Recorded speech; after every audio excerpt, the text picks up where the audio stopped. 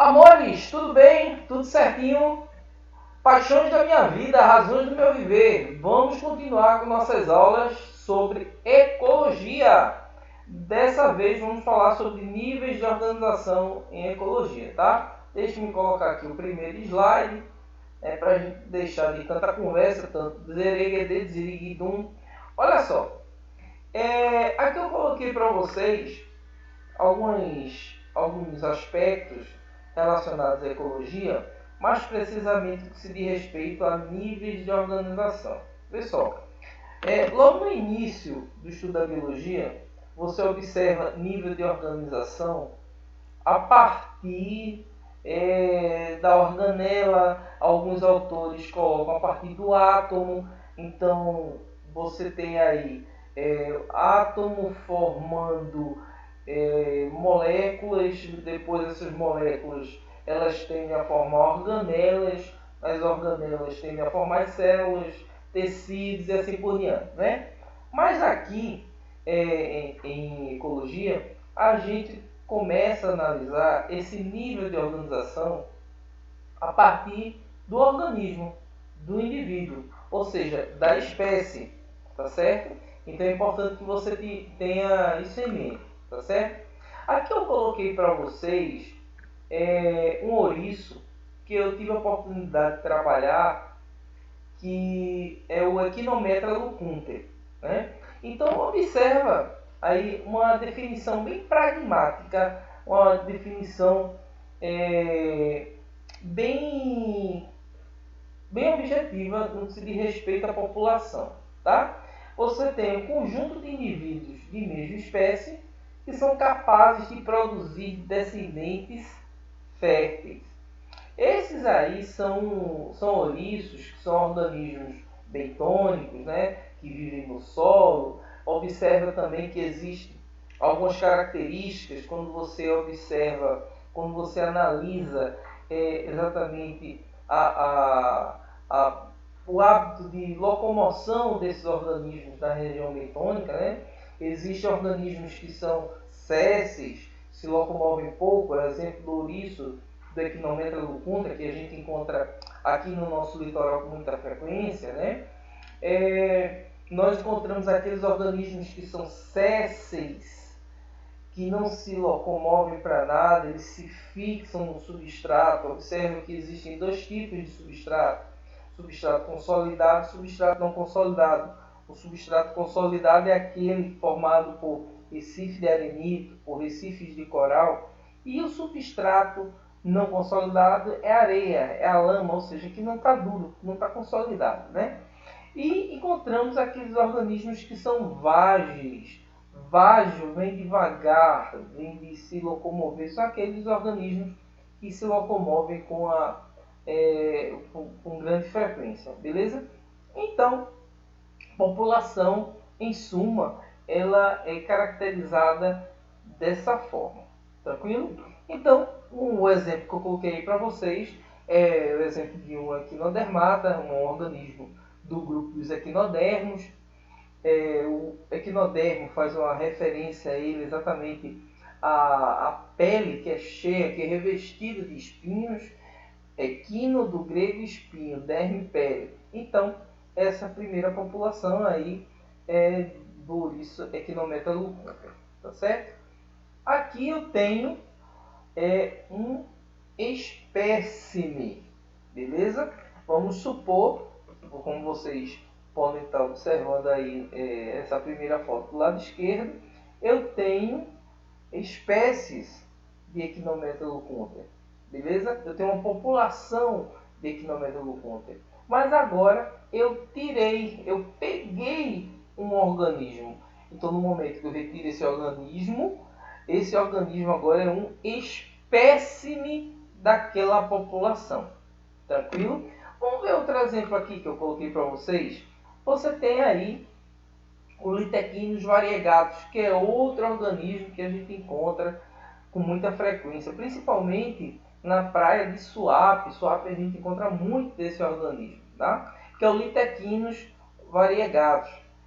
Retirei também outro espécime dentro de um conjunto de população, né, da população dos litequinos variegatos. Beleza? Aqui eu coloquei para vocês outro espécime, para deixar bem claro aí para a gente, a Luidia senegalense, que é uma estrela do mar.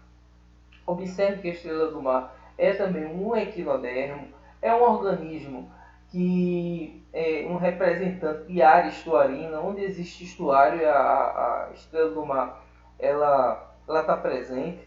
E nesse grupo, esses espécimes, eles são ótimos organismos que promovem a chamada bioerosão em recifes. Deixe-me colocar aqui esse piloto para eu mostrar algumas características interessantes aqui no ambiente. Observa que esses sulcos, que são os buracos onde eles se encontram, né, a denominação técnica são sulcos, eles são formados exatamente por esses espécimes, tá, de ouriços. E também a luidia, ela consegue raspar em virtude exatamente de toda uma condição metabólica que esses organismos apresentam para a gente no ambiente bentônico, tá certo? Então, aqui eu coloquei para vocês uma característica muito interessante. Espécies crípticas. O que são as chamadas espécies crípticas? Amores, presta bem atenção. Hoje em dia, você tem aí uma condição de reconhecimento visual dos espécimes que você está trabalhando. Tá? Aqui eu caracterizei mais organismos do filo Echinodermata, dos equinodermos, mas você poderia colocar dos insetos, você poderia colocar os poríferos, quinidários.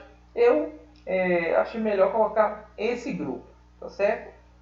Porém, se você imagina aqui, você pega um organismo que é um Echinometalocunter, aqui na praia de Boa Viagem, mais precisamente nos Recifes, como ele se apresenta aí pra gente. Aí você vai lá para o Pacífico, você vai para o lado da Califórnia, né?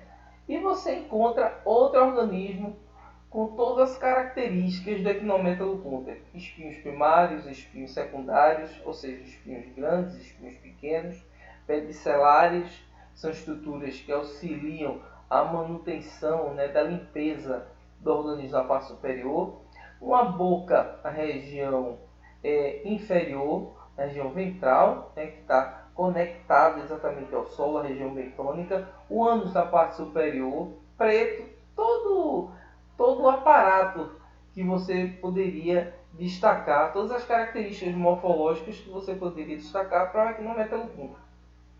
E outro organismo lá no Pacífico também com as mesmas características morfológicas.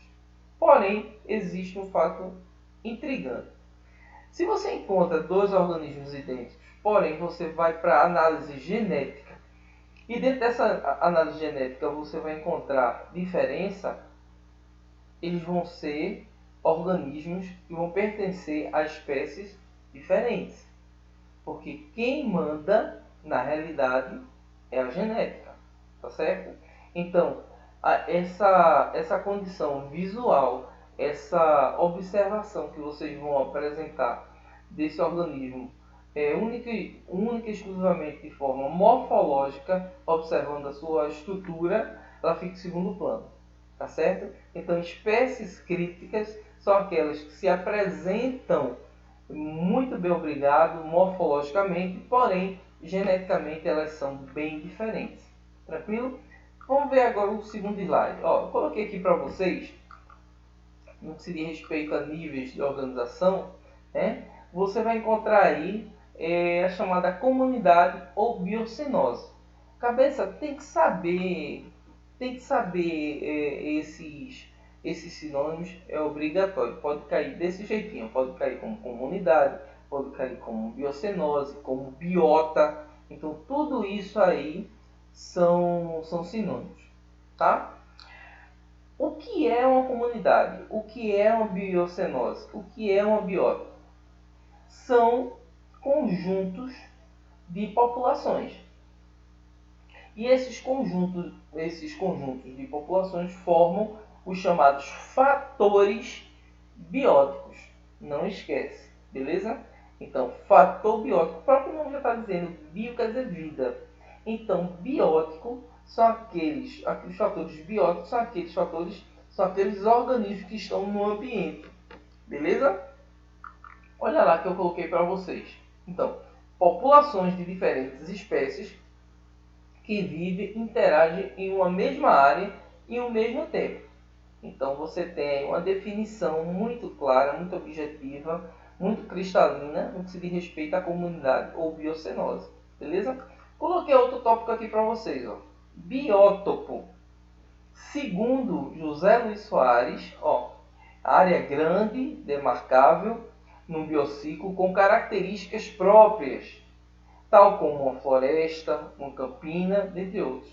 Lugar onde vive uma comunidade. Ou seja, o biótopo é nada mais, nada menos que um lugar onde você vai encontrar as comunidades.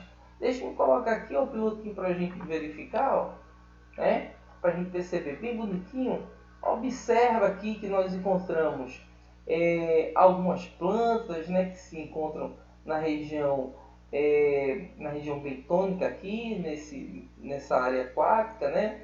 Nesse ambiente aquático. Observe que nós encontramos aqui na parte mais externa uma árvore, ela está representando um conjunto, né? Aí você vai encontrar várias árvores dessa espécie localizadas aqui bem próximos a esse ambiente aquático, peixes, artrópodas, ou seja, uma serpentezinha aqui, ó.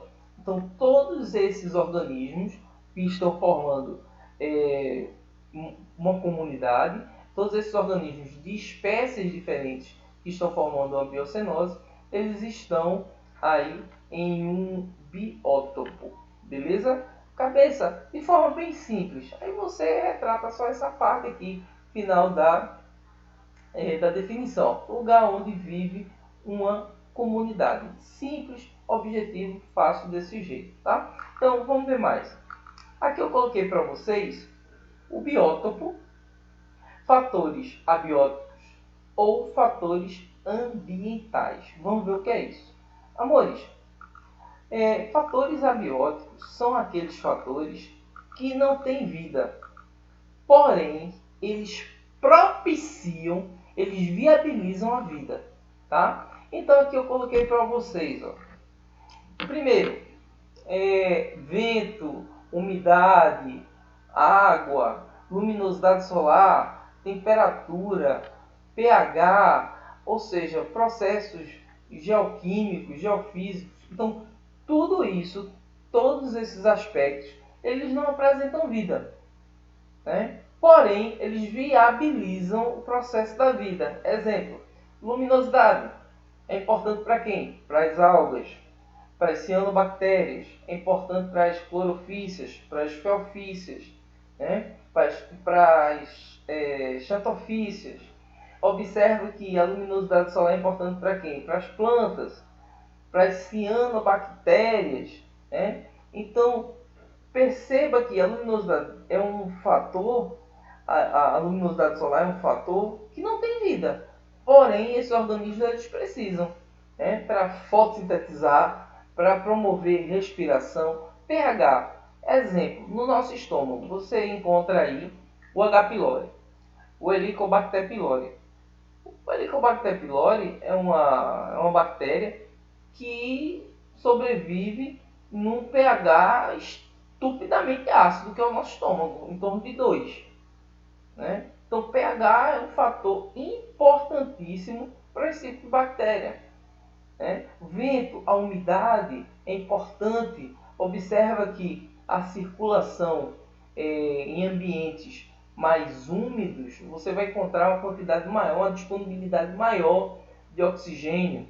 Né? Em ambientes que você encontra, exemplo, em mares mais frios, nós encontramos uma disponibilidade muito maior de oxigênio. A cabeça, por quê? Porque o aumento da temperatura propicia o processo de desprendimento desse oxigênio da água.